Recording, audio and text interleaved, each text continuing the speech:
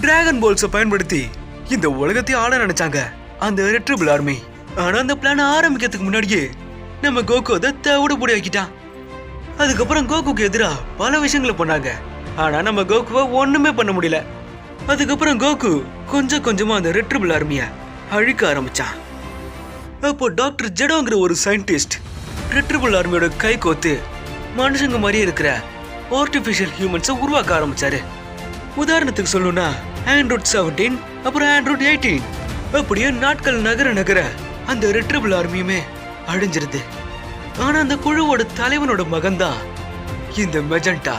அந்த ஆர்மில இருக்கிற சாதாரண சராசரி மனுஷங்களுக்கு கூட அபரிவிதமான சக்தியை கொடுக்கறதுக்கு தான் அந்த டாக்டர் ஜெடோ அந்த ஆண்ட்ராய்ட் செல்கள் மூலமா மனுஷங்களுக்கு சக்தியை கொடுக்க ஆரம்பிச்சாரு.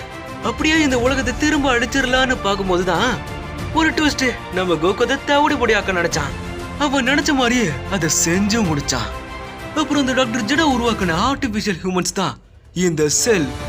இந்த செல்லுங்கிறவன் பல விஷயங்களை பண்ண பார்த்தான். அதுல ஒண்ணுதான் இந்த உலகத்தை தரமட்டமா அழிக்கிறது. ஆனா அவன் நினைச்சது அவனோட நினைப்பாவே போயிடுச்சு.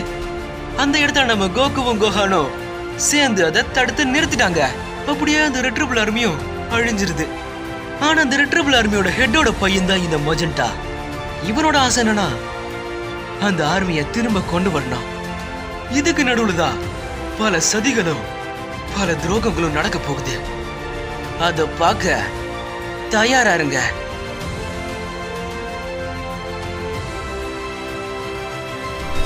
டிராகன் பால் சூப்பர் ஹீரோ மூவி.